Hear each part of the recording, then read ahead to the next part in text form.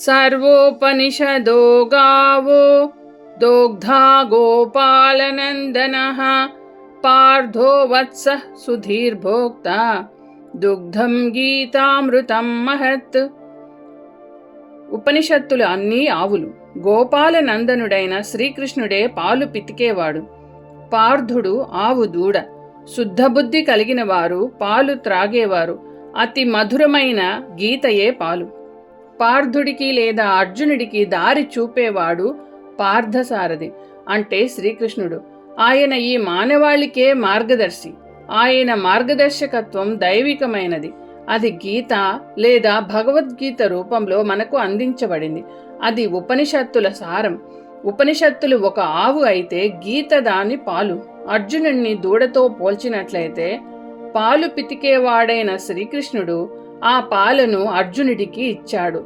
సర్వదా విజయులై ఉండటానికి, అపజయాలలోని జయాన్ని చూడగలగటానికి, ఆటలో ఒక భాగంగా కాక ఆట యొక్క యజమానిగా ఆనందం పొందడానికి మనం కూడా ఆ పాలను త్రాగుదాము.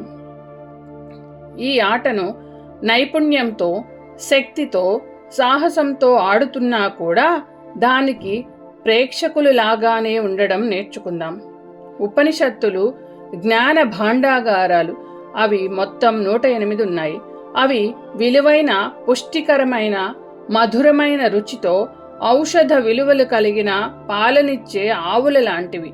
భక్తుడైన అర్జునుడు ఆ పాలు త్రాగాలని కోరుకునే ఆవు దూడ లాంటివాడు.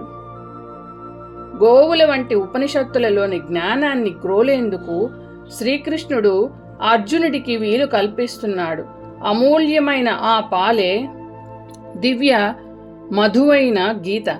ఎవరైతే ఆ పాలను ఒక్క చుక్క అయినా త్రాగుతారో వారు ఆధ్యాత్మిక పురోభివృద్ధి సాధిస్తారు. ఎల్లవేళలా అన్నిటినీ సమదృష్టితో చూడగలుగుతారు. వ్యాస మహర్షి గీతను బోధించగా వినాయకుడు రాశాడు. ఈ మహత్తరమైన గీత మహాభారతంలో ఒక భాగం.